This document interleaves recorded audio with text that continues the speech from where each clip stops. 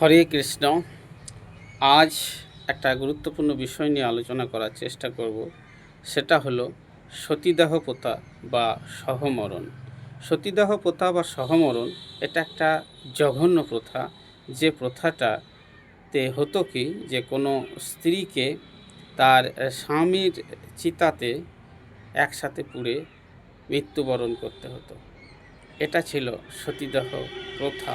তো এই সতীদাহ প্রথা কি আদৌ আমাদের সনাতন ধর্মে রয়েছে, না একটা গুজব মাত্র? জানতে ভিডিওটা শেষ পর্যন্ত দেখুন। তো আমরা যদি সনাতন শাস্ত্রে আমরা বিভিন্ন রেফারেন্স দেখি, তাহলে দেখতে পাই যে সনাতন ধর্মে নারীকে বিশেষ করে মর্যাদা দেওয়া হয়েছে দেবী রূপে। প্রত্যেকটা নারীকে মায়ের চোখে দেখা হয় এবং বোনের চোখে দেখা হয় এবং তাদেরকে দেবী রূপেই পুজো করা হয় সনাতন ধর্মে। সনাতন শাস্ত্রে বিভিন্ন পুরাণে নারী জাতিকে এইভাবে সবার উচ্চ আসনে বসানো হয়েছে। তাহলে কিভাবে নারী জাতিকে এই জঘন্য প্রথার মাধ্যমে তাকে যেতে হবে, বিষয়টা ভাবার রয়েছে। তো এটা একটা বিকৃতি মাত্র, এটা একটা প্রোপাগান্ডা। অধিকাংশ মানুষ না জানার ফলে তারা মনে করে এই জঘন্য প্রথা নাকি সনাতন ধর্মেই ছিল বা আছে, কিন্তু এটা আদৌ সত্য নয়। এটা একটা মিথ্যা, একটা বিকৃত একটা মস্তিষ্কের প্রতিফলন মাত্র। তো সনাতন ধর্মেই একমাত্র নারীকে দেবী রূপে পুজো করা হয়।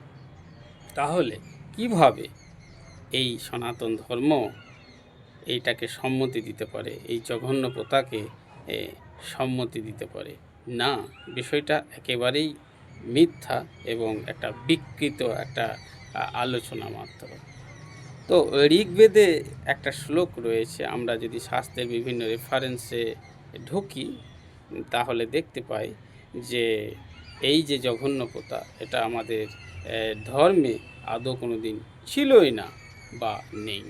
যদি আমরা ঋগ্বেদে যাই, তাহলে দেখতে পাই একটা শ্লোক রয়েছে, সেখানে বলা হচ্ছে যে উত্থিষ্ট নারী ওহি লোকম, অর্থাৎ হে নারী ওঠো, জীবিতদের জগতে ফিরে এসো।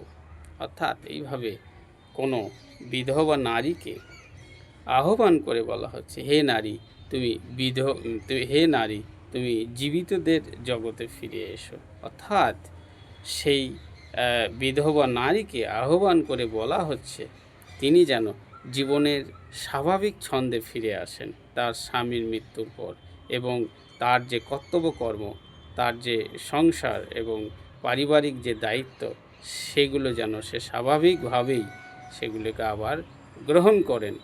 তো এইভাবে আহ্বান করে বলা হচ্ছে। কখনোই তাকে ওই স্বামীর চিতাতে ঝাঁপ দিয়ে আত্মহনন বা আত্মহত্যা করতে বলা হচ্ছে না বা প্ররোচিত করা হচ্ছে না। তো এইভাবে আমরা দেখতে পাচ্ছি যে এখানে স্পষ্ট বলা হচ্ছে স্ত্রীকে আগুনে যেতে বলা হয়নি, কিন্তু তাকে এইভাবে মৃত্যুবরণ করতে বলা হচ্ছে না, বরঞ্চ তাকে জীবনের স্বাভাবিক ছন্দে ফিরে আসার জন্য আহ্বান করা হচ্ছে। এটাই হলো বেদের চূড়ান্ত সিদ্ধান্ত, যেখানে নারী জাতিকে এইভাবে সম্মান দেওয়া হচ্ছে এবং একটা উচ্চ আসনে বসানো হচ্ছে।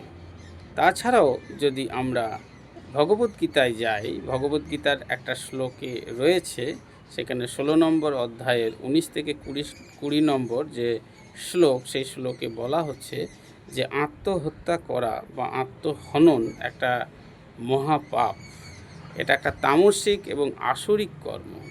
সুতরাং কিভাবে এই আত্মহত্যা, যেটা একটা আসরিক তামসিক কাজ, এটা কিভাবে প্রশংসিত হবে?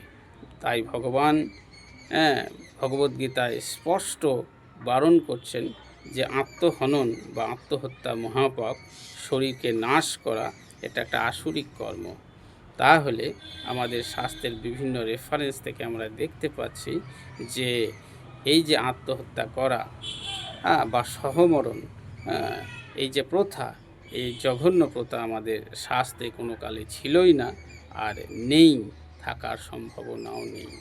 যে ধর্মে একটা পিঁপড়া জীবনকে সম্মান দেওয়া হয়, একটা পিঁপড়া থেকে হাতি শুরু করে মনুষ্য সবারই জীবনকে সম্মান দেওয়া হয়, সবারই প্রাণের মূল্য দেওয়া হয়, একটা পিঁপড়াকেও খাদ্য দেওয়ার বিধান যে ধর্মে রয়েছে, সেখানে কিভাবে এত বড় একটা জঘন্য প্রথাকে সাপোর্ট করবে?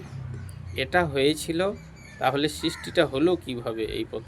এই প্রথার সৃষ্টি হয়েছিল, এটা একটা ঐতিহাসিক কারণ ছিল, এটা কোনো শাস্ত্রে নেই। আমাদের ঐতিহাসিক কারণটা হলো যে কিছু রাজপুত রাজারা ছিলেন তৎকালে, যে সমস্ত রাজারা তাদের যুদ্ধকালীন যে পরিস্থিতি হতো, সেই যুদ্ধকালীন পরিস্থিতিতে নিরাপত্তাহীনতার জন্য তারা তাদের স্ত্রীদেরকে বলেছিলেন যে কোনো যদি বৈদেশিক আক্রমণকারী এসে আক্রমণ করে এবং তাদেরকে যদি বন্দি বানায়, দাসত্ব করে, এরকম পরিস্থিতি যদি আসে, তাহলে তোমরা সেই সমস্ত আক্রমণকারীদের হাতে যাওয়ার আগেই তোমরা নিজের জীবনকে তোমরা শেষ করবে, এতে তোমাদের সম্মান বাঁচবে। অর্থাৎ সেই সমস্ত রানীরা বা রাজমাতারা তাদের নিজের সম্মান এবং ইজ্জত রক্ষা করার জন্য তারা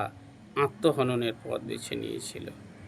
তো এইভাবে দেখা যায় যে বিভিন্ন ইসলামিক যে সমস্ত আক্রমণকারী ছিলেন, তো তাদের যে অত্যাচারের হাত থেকে নিজেদেরকে সম্মান বাঁচানোর জন্য সেই সমস্ত নারীরা এই জহর করেছিলেন বা নিজেদেরকে অগ্নিতে সমর্পণ করে নিজের জীবনকে তারা এইভাবে শেষ করে দিয়েছিলেন।